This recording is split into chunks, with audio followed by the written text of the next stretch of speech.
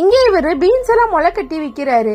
அப்ப கொஞ்ச நேரம் அவரோட பையனை பாத்துக்க சொல்லிட்டு போறாரு. இப்ப இந்த பையனும் அதை விக்க ட்ரை பண்றான். ஏன்னா அது புதுசா விக்கிறாங்க, அதனால அதை யாருமே வாங்க மாட்டேங்கிறாங்க. இப்ப அங்க வந்து ஒரு லேடி இது எவ்வளவுன்னு கேக்குறாங்க.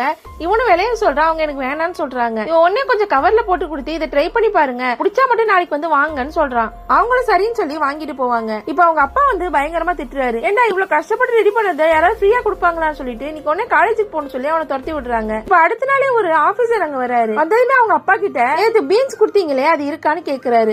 இவரும் அவங்க பையன் ஃப்ரீயா கொடுத்ததால மறுபடியும் ஃப்ரீயா தான் கேட்க போறாங்கன்னு நினைச்சிட்டு மூஞ்ச காட்டுறாரு. நேத்து மேயரோட அம்மா உங்ககிட்ட முளைக்கட்டின பயிர் வாங்கலாம்னு வந்திருக்காங்க. நீங்க கொடுத்த அந்த பீன்ஸ் முளைக்கட்டின பயிர் ரொம்ப நல்லா இருந்துச்சு, டெய்லி 100 கிலோ தேவைப்படுது, உங்களால தர முடியுமான்னு கேக்குறாரு. இது கேட்டதுமே அந்த அப்பா ஷாக் ஆகுறாரு. ஏன்னா அவர் வாழ்க்கையில இவ்வளவு பெரிய ஆர்டர் இது வரைக்கும் அவர் எடுத்ததே கிடையாது. இப்ப அடுத்த நாள் இந்த பையன் கிட்ட மொத்த ஆர்டரையும் கொடுத்து விடுறாங்க. இப்ப அவனும் ரொம்ப கஷ்டப்பட்டு எடுத்துட்டு போயிடுறான். கரெக்டா அவங்க வீடு வரப்போ ஒரு பெரிய மேடு இருக்கும்.